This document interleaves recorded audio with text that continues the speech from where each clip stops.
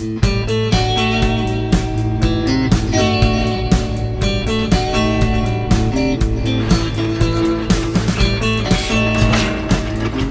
those things fire by a governor, is that correct?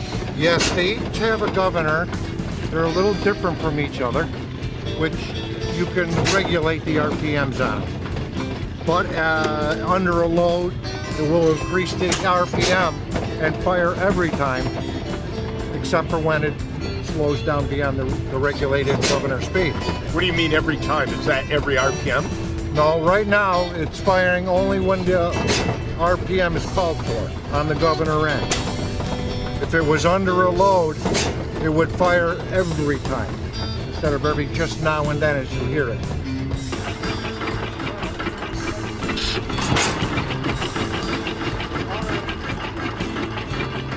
What are some of the applications of this? What would you use this for? Pump water, saw wood, what? A bigger engine like this, both of these two here, are would run a grain mill or a sawmill, you know, things of that nature. The smaller ones you can get into pumping water or sheep shearing or, you know, smaller projects at the house, churning butter. But bigger engines like this are for hard work. You could never apply this to a vehicle though. Not really. You'll see some things around the grounds that people have bolted these to, but you'd really have to have a lot of RPM to power a vehicle with.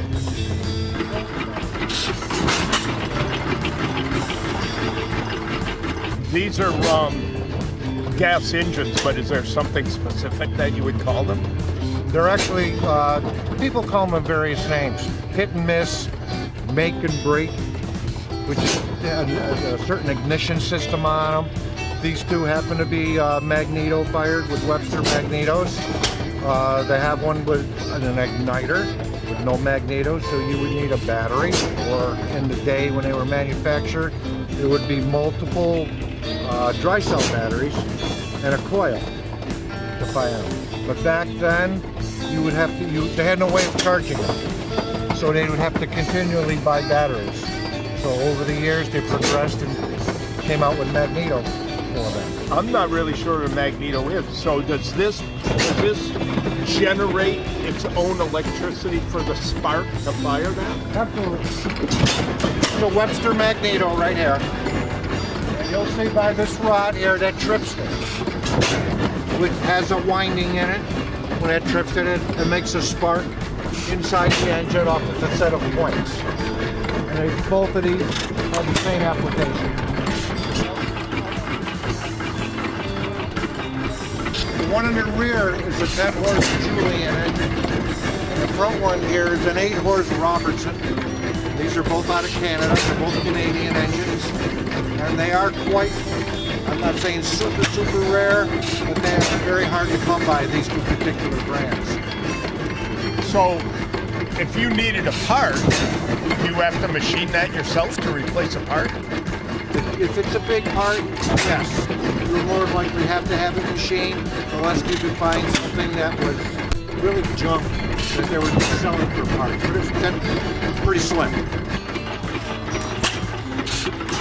Now, if you actually looked at some of the differences on this one, this is what they call a Wittery mixer. This is your gas carburetor system. This is how we regulate the fuel with a needle valve. You'll see a lot of the same thing on a Waterloo engine. But the one in the rear, back here, this is your fuel mixer here, pretty simple. Fuel tank, fuel line, this is your, for regulating your fuel. But they're pretty distinct, but pretty simple also. Gas tank.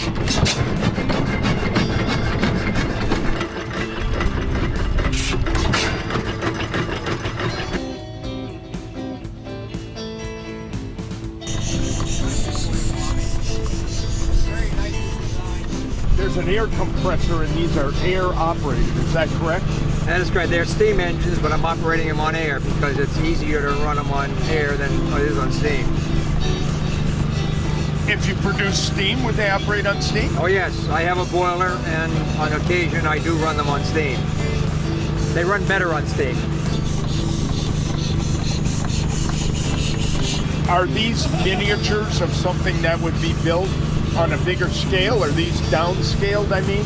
This engine is an approximation of an engine that was sold in England back in the 40s and 50s. They sold it to run a generator to produce electricity to light the lights in your home workshop. It was made by Stewart. This is my interpretation of their design. And they would have run these on steam, right? They would have run it on steam. They would have run it on steam. They would have had a little boiler where they burned scrap wood and produced steam. These are just toys. These are ones that were built for somebody's enjoyment. This one is an old engine. I suspect was built probably around the turn of the last century, back 1910, 1920. Again, as a toy, a model. I connected it up to this little watchmaker's lathe just to have something running. This is a kind of a unique engine, the way it was built. There was things on it that were a little bit unusual. I won't get into them because they hold meaning. This is an engine that I built basically out of scrap parts. And it's similar to what an engine might have been built back in the early 1900s. You know, a blacksmith would decide he needed an engine and he would build an engine. And this is an approximation of what he might have built. A little bit smaller, but basically the same kind of engine, built out of a collection of parts. The flywheel is a gear that I took the teeth off of. The bed of the lathe is the bed from a small lathe, which I used it for a base. You know, everything else on it is pretty much stuff I built or adapted. Does this kind of thing here operate as sort of a flywheel, something weighted to keep it going? Now this is the flywheel that keeps it going. This stores the momentum so that it keeps it. This is the governor. This piece, if it runs it fast enough, these balls start to go up like this. And centrifugal force puts the balls up, which pushes the valve down and shuts off the steam. So depending on how much spring pressure you put on this, you can adjust the speed of the engine so it'll run at a specified speed. And it is a working governor. It's again my own interpretation, but it is a working governor.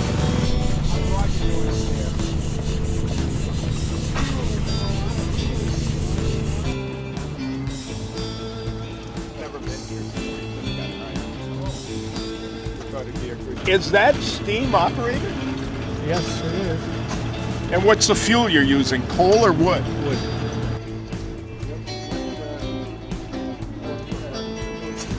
They call this a porcupine boiler. The fire here, the fire burning in there, and it goes up through these tubes. The tubes are full of water. They call it a water tube, porcupine boiler. So the fire is going up through the tubes and boiling the water. And there's a tank in the back about that wide. And it stores the steam, and I open the valve and it goes out and runs the engine.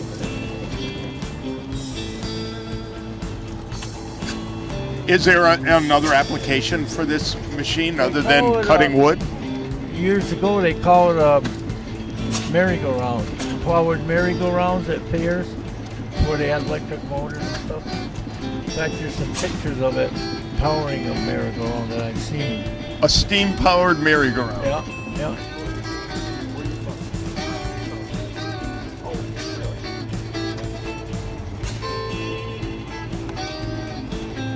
How is it running so quietly?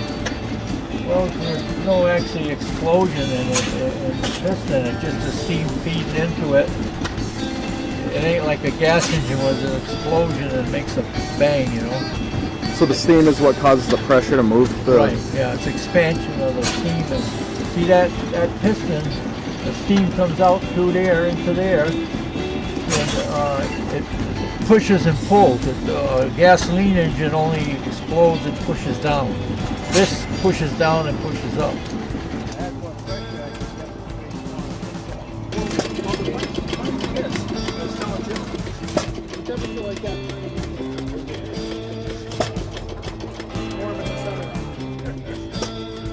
Well, isn't there a way you can use the heat of the air, the atmosphere, to make that work? If it's hot enough, yes. See, the lower plate is warmer than the upper plate. The lower plate's being heated by these hand warmers. Now, you need about, on this engine, 30 degrees of temperature differential. So let's say this one is 90 and this one is 60. It's enough to make it run. Because what it does is it alternately heats and cools the air inside this chamber where the vacuum, where that displacer is. So when that's up, it moves the air down and heats it, causes a pressure which pushes this piston up. When that piston goes up, it pushes the displacer down through the crank, and now it cools the same air, causing it to shrink, and it creates a negative pressure inside, and it pulls the piston down. So it pushes and pulls.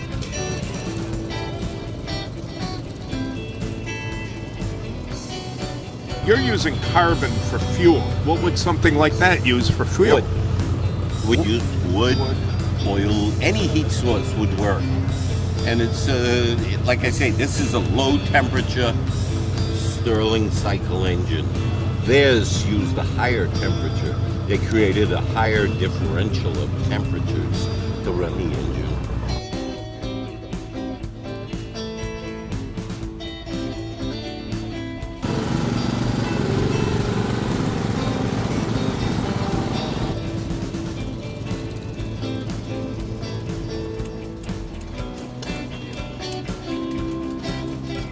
Tell me a practical application of this machine. Well, this machine in particular, it's really just a machinist model. It's meant for exhibition more than anything. But an engine like this in full size would have actually run a textile mill in England back during, say, circa 1860s, 1870s. Like, for example, this boiler is actually a model of a Cornish-style boiler that would be found in your typical British textile mill. So how big would that boiler be in the build? Like, Well, Roy, if you look at the little chap up there, you can see about the approximate scale and everything. But of course, it is a little bit out of scale. But an average man, if this boiler were full size, would stand to about here. Okay, if he were standing on the base, and it would be fired with either coal, but mainly coal, because England is just a big coal closet anyway. But they would have several of these boilers in a line, running a very large horizontal coreless engine, or even a huge walking beam engine, running a mill. what makes a steam locomotive so powerful compared to modern day locomotives? It's just raw torque. You have a double-acting steam engine that makes maximum torque at 0 RPMs. The thing is, with a diesel-electric locomotive, even series-wound DC motors will make maximum torque at 0 RPMs, but they just cannot compete with a steam engine. And the reason for that is an electric motor typically makes its horsepower with RPMs. They're pretty torquey, but they're spinning at several thousand RPMs. However, a comparative steam engine, say, for example, you have a Case 110 horsepower traction engine, it's only 110 horsepower, but you have to remember that horsepower is at 5,000 foot-pounds of torque, okay? Whereas with a steam locomotive, it's just a connecting rod from the cylinders right down to the wheels, okay? There's no gearing with it like a diesel-electric. You have a gearbox with a diesel-electric and 6 different traction motors on every truck. If you have 6 wheels per truck, you have 1 motor per driving axle.